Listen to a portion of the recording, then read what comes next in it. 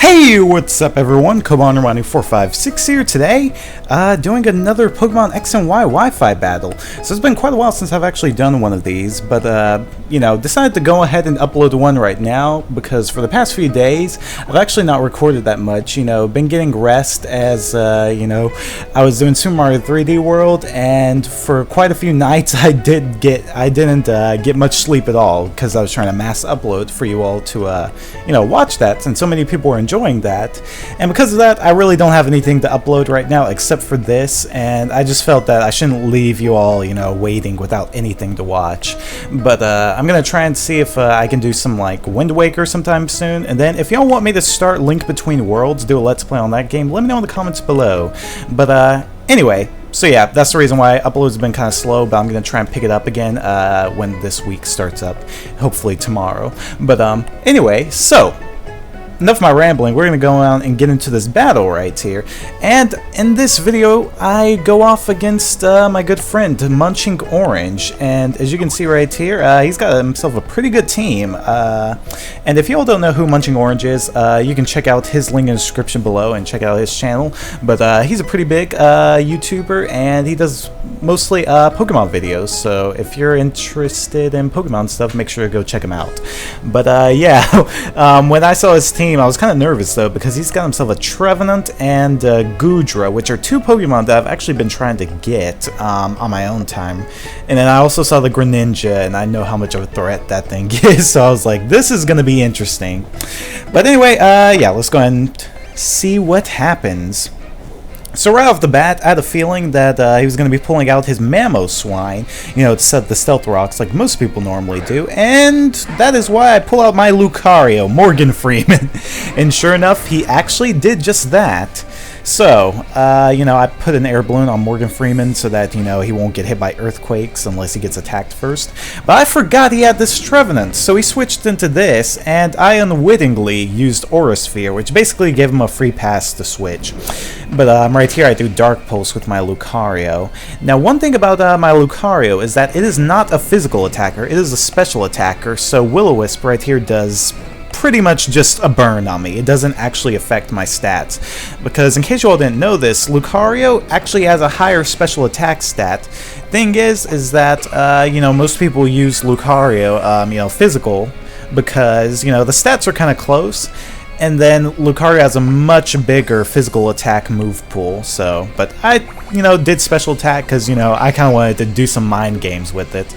But anyway, right here, he's basically just sucking my life, draining it, and he keeps regaining it. And, I was just like, alright, I'm not going to let Morgan Freeman die like this. So, switch him out, and I bring out my Tyranitar. Now, this thing right here, love this thing. Tyranitar is just amazing Pokemon. But anyway, he does the Horn Leech right here, which I did not expect at all. And it actually does a decent amount of damage, nearly half my HP. But I did EV train this thing in HP so that it can actually take some hits. But this is why I hate Trevenant right here, because of Harvest. So that's why I go for the kill right here, Crunch. But Harvest, basically, after Harvest is the ability that lets you, after every turn, you have a 50% chance of creating a citrus berry. So you can constantly just keep healing yourself. Anyway, he pulls out the Mawile right here, and I assumed he was going to be doing Sucker Punch, so I was like, oh, well, since Sucker Punch, it doesn't work unless you actually do an attack, I decided to use Stealth Rock, hoping that, he wouldn't, actually be able to hit me. But no, he actually goes for the play rough and just completely destroys my Tyranitar. I did not see that coming at all.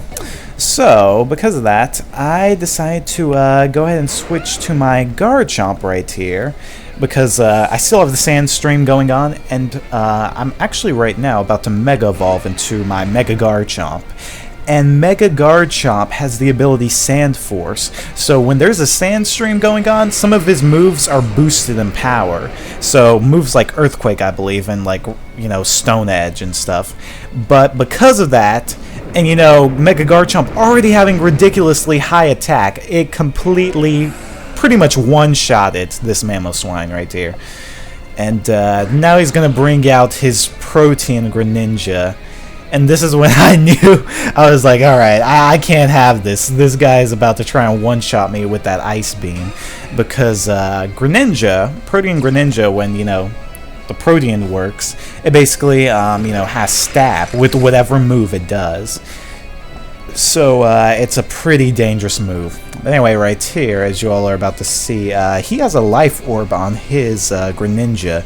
I actually have a life orb on my Azumarill, and I was hoping that I could actually knock it out while it was in ice form, but that did not turn out to be the case, sadly.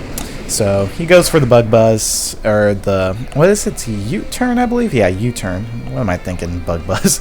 And he switches his Pokemon. So, did not see that coming, but he brings out his Mawile once again. And I didn't know what was going to happen. I thought he was going to Sucker Punch me, so I was like, let me just go for Aqua Jet, and, you know, since Azumarill and Mawile's speeds are tied. But he actually goes in for the Swords Dance. And that's when I was like, oh snap, this guy is about to go in for the kill. And sure enough, he did just that. Even though Sucker Punch is not effective against Azumarill, because of the Swords Dance and the critical hit, he knocked out my Azumarill. So I brought out this, my Togekiss, knowing it was faster, did the Flamethrower, and was completely surprised when it actually didn't kill it. So that's when the Stone Edge comes in and basically kills one of my favorite Pokemon on this team.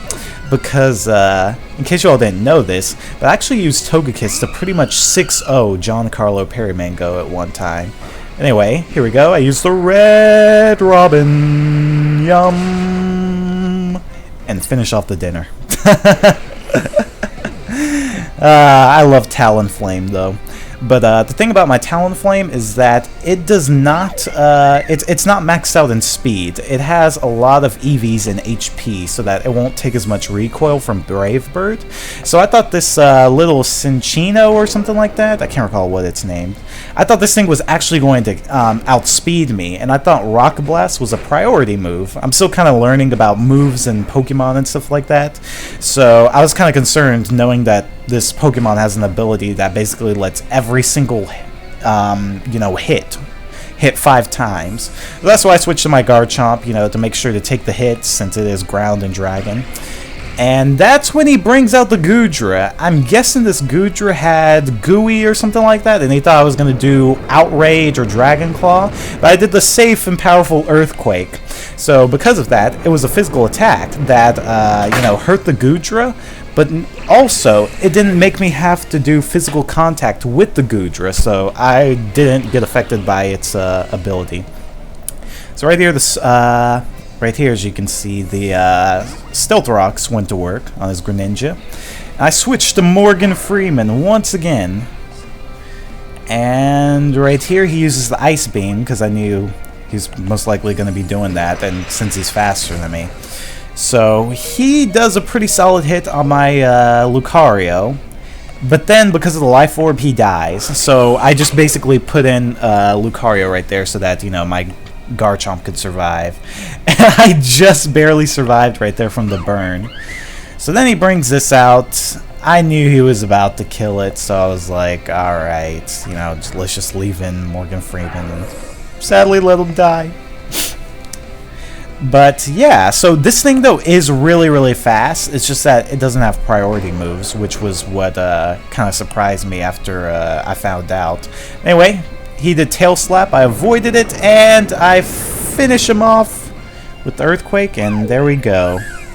That was it for the battle, and that was a really, really good battle. You know, I had to constantly switch a lot, and, you know, I had to constantly think, because, you know, like I said, I'm still kind of learning Pokemon, you know. I've got a pretty decent team, if I do say so myself, and I've got many other Pokemon besides these, but it's just that I haven't really, you know, they're like 700 Pokemon, basically. I don't know all these Pokemon, so because of that, you know, there's some Pokemon I run into, I don't know the type or what moves they have or what a certain move does. So, you know, it's still just a learning process for me, and, you know, I think I've progressed quite a bit so far, but yeah, that was a really good battle. So make sure to go check out Munching Orange's channel, as you know, like I said, he does a lot of Pokemon stuff, and he's actually doing Pokemon X and Y Wi-Fi battles himself. But if you would like me to keep on uploading Pokemon X and Y Wi-Fi battles, make sure to drop a like in a comment. It really helps out a ton. Also, let me know if you want me to do a Link Between Worlds Let's Play side by side with you know, finishing off Wind Waker. And also, let me know if you would like to see that 6-0 of me going against John. I don't have the commentary completely for it, sadly, and it's not the full entire battle, but I got a majority of it, and it's pretty funny. So, but anyway, yeah, that wraps up for this video, so thanks again for watching. See you all. Have a good day. Peace, Cobandermites.